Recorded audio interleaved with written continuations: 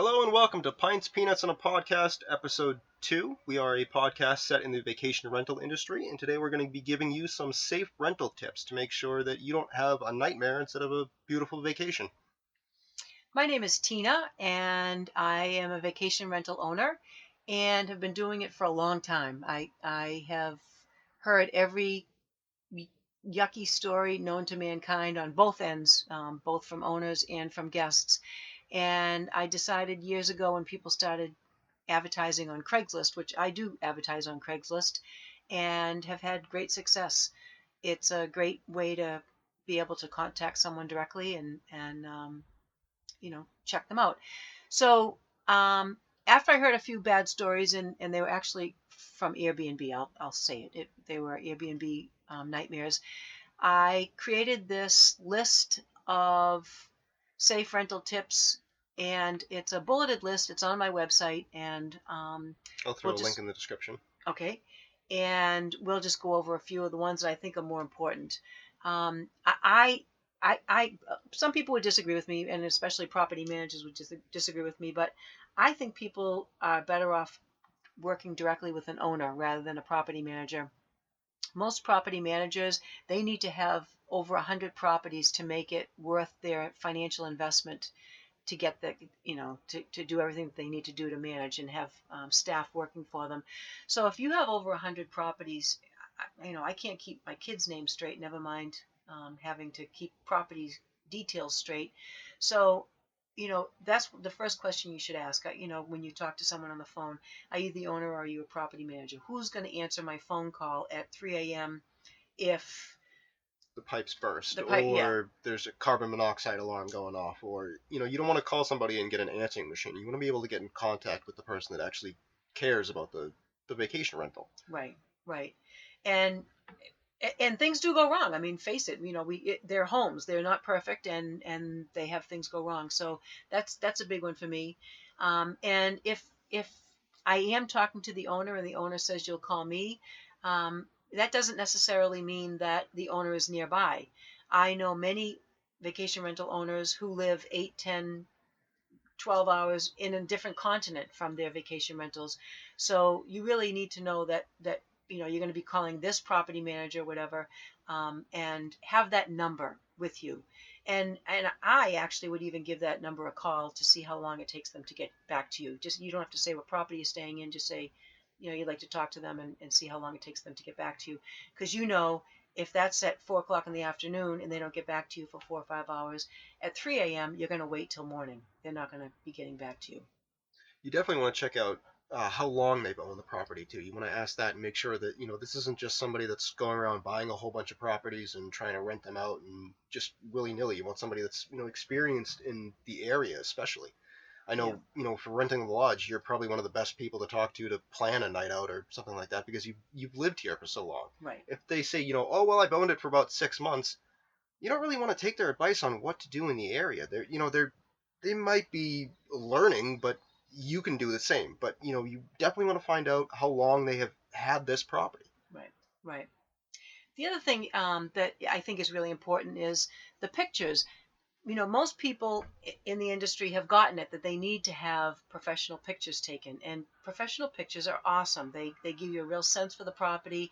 You're not trying to see what's in the corner because the lighting is terrible. They're nice, but I think it's really important to ask the owner how long ago the pictures were taken. Professional pictures are pretty expensive to take, so if expensive. You shell out a lot of money to get some pictures taken, you're going to want to use those pictures as long as possible. And sometimes people keep them up a little too long that when you show up, that's not the house. Right. That was a beautifully done photo, but the lighting was just right and it was 10 years ago. That's not the photo you want to see or the house you wanted to rent. Right. Another thing that I hear all the time, because my vacation rental is large, we host 20 people in 10 bedrooms, and people ask all the time, how many cars can park there? And I say, if all 20 of you bring a car, you can all park there.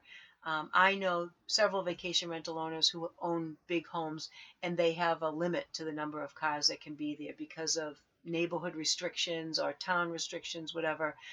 So that's a big one. If you're renting, if there's just one of you driving up in one car, it's not a big deal. But if you're looking for a big home, you need to know that there's enough space for all your cars there. And to go along with that, you definitely want to check out, if you're going to, say, North Conway, where we are for the White Mountains, you want to check out how far you are from downtown. You want to look at whatever landmark you're going to see. How far away is this vacation rental? That's one thing you have to ask, because especially up in like New Hampshire and Maine and the Northeast, you can be 45 minutes from the destination and still in the same general area. Right. There's a big difference between other states where uh, it's a town over. Mm-hmm. Well, in some places, a town over can be an hour drive. Right. Right. So you definitely have to check out how far you are from why you're going to that area. Right. And just so you all know out there in podcast land, that Expedia and TripAdvisor, all the big companies, VRBO, HomeAway, when you do a search, let's say we're in North Conway, New Hampshire, you do a search for North Conway NH, you're going to get places that are up to 45 minutes away. I was shocked when I didn't actually kind of believe that was happening, because that was never the case back in the day. But I searched, and a couple of places showed up in Littleton, New Hampshire, which is about 50 minutes from where we are, and it came up under a North Conway search. And if you're not paying attention, you could rent that property and find out later on that you're 50 minutes from where you want to be. Yeah, and if you did it on VRBO or HomeAway, your service fee is gone. Right. Yeah, and that's a podcast. That's podcast number 1 is about the service fees. It really, if you find out that you've rented in the wrong town or the wrong location, your service fee is going to be non-refundable from the company that you booked through. So you definitely want to check out, if it's on a main road as well. If it's on the main road through downtown, if that's what you want, that's fine. But if you're looking for a quiet getaway, you don't want cars whipping by at all hours of the day. Right. Or you might be situated right next door to a property manager who at 5 a.m. is going to have his 18-wheeler, but his 10-wheeler dump truck backing up with the beep, beep, beep. And you don't want to be woken up on vacation with so that. Definitely check out, is it on a main road? What the traffic's like? How close are the neighbors? What are the neighbors? Are the neighbors allowed business that's going to be up all night? Right. You have to know what's around just a vacation rental, because the house could be beautiful. Right. Doesn't mean the neighbors are going to be quiet and let you have a good time. Right. What's important to me, because I live in the mountains and I love trees, is the lot wooded or clear cut? I had someone that called me years ago, and there was a vacation rental that just got put on, I think it was VRBO, and the gal was telling me about it, and she gave me the property number, so I went and looked, and I knew the property. It's not far from Four Seasons Lodge, and I looked at the pictures, and I couldn't believe it. The photographer must have been standing under a tree with pine boughs in front of him, which gave you the feel that the house was tucked in the woods, and it absolutely wasn't. It's on a clear-cut lot, and the tree that they were standing under, the trunk is actually in the neighbor's yard, and the pine boughs leaned over into the vacation rental's yard. So, if it's important to you, it's important to me. I like being in the woods. I like having privacy. I like looking out the windows and seeing trees and leaves and whatever. Some people that's not important, but if it is, ask the owner, is it wooded or is it clear cut? A huge thing to definitely check out is is there even a rental contract for your own protection? I mean, most people go through these big sites thinking that they're getting more protection than if they just contact the owner. But in reality, most people have been doing this for years. This is their house. They own this place. They need just as much protection as you. Mm-hmm. And so you want to find out, what exactly the contract entails, when you get your security deposit back, Right. what the security deposit is, what the rental contract entails. You want to read through and make sure that, everything is kosher to you before you move forward with renting a place. Right. And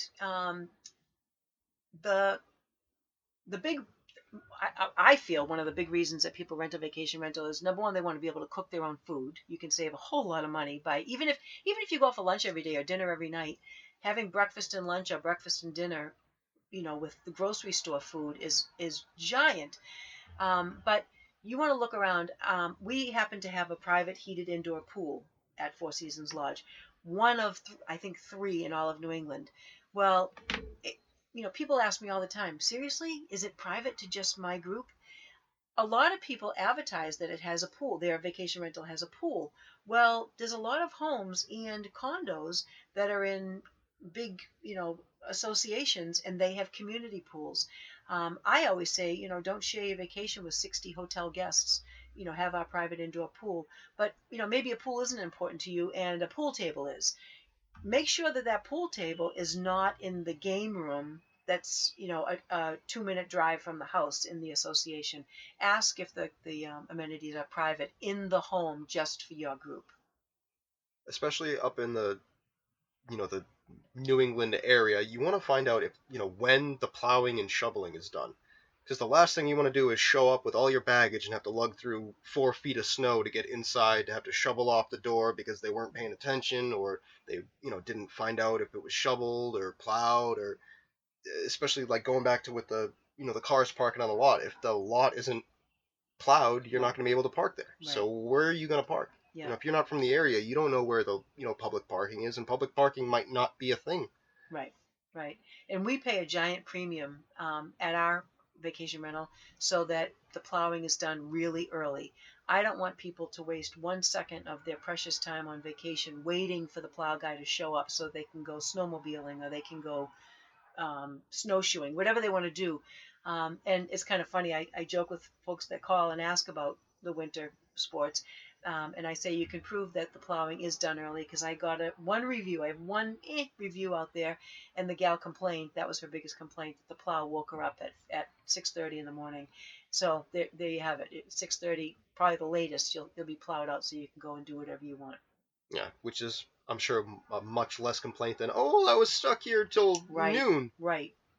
I'd be saying, tick, tick, tick, I'm paying for this vacation. Yeah, I want to get out of you here. don't want to get up to go enjoy your day and, Yeah. well, the plow guy will be there in about 3 hours, three Yeah. turns to 4, because there was a lot of snow and you're stuck there all day. Right. And then, let's say you are stuck inside, you definitely want to check out if there's Wi-Fi or not. And if there is it free? Mm-hmm. Yep.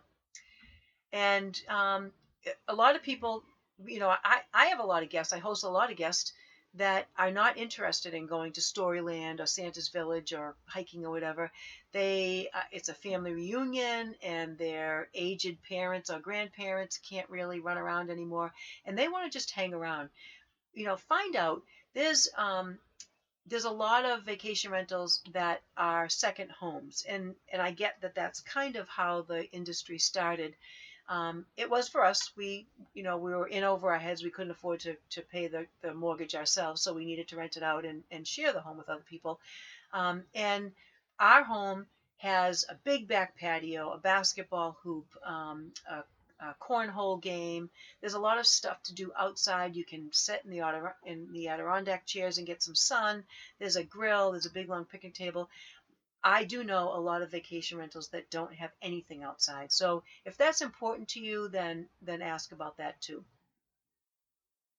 And, going back to, is it on the main road? Find out how far is it from the main road, going to distance and location, and just definitely nail down where exactly it is. Yeah.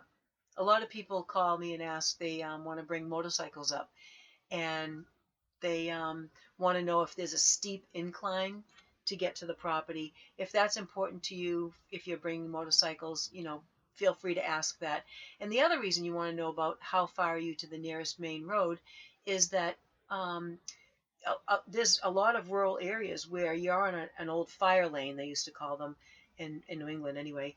And you could be a quarter mile down and have it be all ruts. And if you're coming with a really low slung car, like I don't even know what, a Camaro, I imagine a sporty car would I'm be. not a car guy. I couldn't tell you. I know. But anything that's low to the ground, it wouldn't be a good fit for you. So ask what kind of entry is there, and is it going to be okay for your sedan versus an SUV? Also ask, about who are you going to call at 3 a.m. Yeah. Like we said, Yeah. That's another huge thing, is to definitely make sure you know who you're calling. Yeah. Because I know, like you have your emergency contacts and everything like that, but you want to get a hold of that person as soon as possible, and you want to figure out exactly who they are. Yeah. Yep. The what we can't show most times, because they're afraid you're going to put in your web address, like fourseasonslodge.com, on one of the online travel agencies. Is there a floor plan of the vacation rental? For me, it's not important.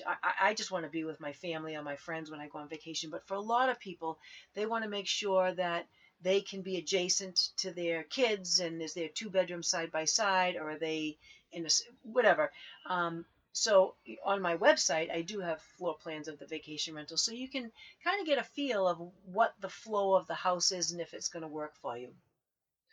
And then, once you have all that nailed down, you want to find out what kind of payment they accept, because there are a few that you definitely want to avoid if possible. Right, right. Also check, do they provide receipts? Because, receipts are pretty easy to provide, and if they're not willing to give you a receipt for your payment, then they're probably doing something a little fishy. Right.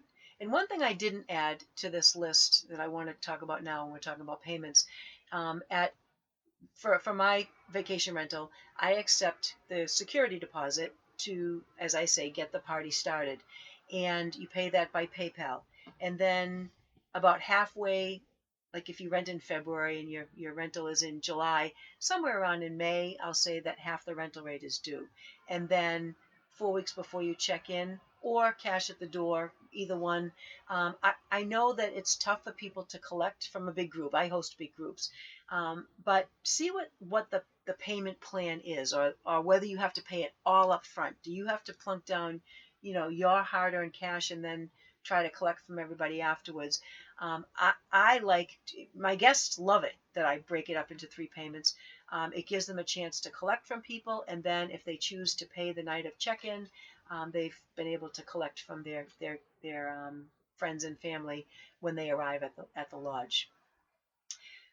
Once in my career of doing this, I got a call. It was the worst, one of the worst calls I've ever gotten, from a young fellow who said to me, "Tina, we're at your vacation rental, and it's empty, and it's not what is." Anyway, it was a really bad story. It was probably about 10 years ago. This young man paid by Western Union, and he went on and on and on and on. And I said to him, Harold, whatever his name was, I'll say Andy, hang up and call Western Union and try to get your money back. And he just kept going on. He was obsessing about whether he was going to lose that money. And I kept saying, call Western Union, cancel it. Do not pay ever, ever, ever anybody by Western Union. Don't. It's as I'm sure all of you know, it's a recipe for disaster.